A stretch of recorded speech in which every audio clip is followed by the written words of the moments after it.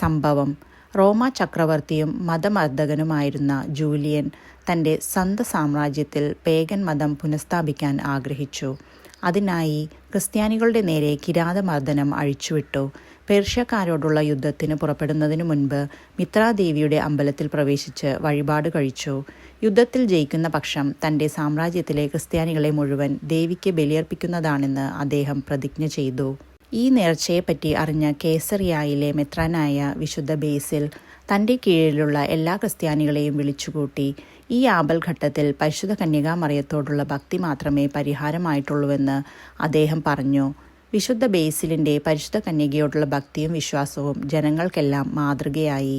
എല്ലാവരും പരിശുദ്ധ കന്യകയിൽ അഭയം ഗമിച്ചു പ്രാർത്ഥിച്ചു. ജൂലിയൻ പേർഷ്യക്കാരുടേതിനേക്കാൾ ശക്തമായ ഒരു സൈന്യത്തോടെയാണ് യുദ്ധത്തിന് പുറപ്പെട്ടതെങ്കിലും പരാജിതനായി.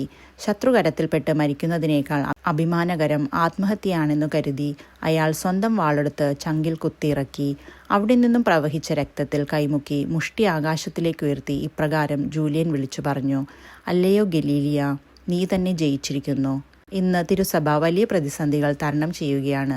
മരിയ ഭക്തർ ഉണർന്ന് ദൈവമാതാവിൻ്റെ സഹായത്താൽ തിരുസഭയുടെ ശത്രുക്കളെ നേരിടാൻ തയ്യാറാകണം.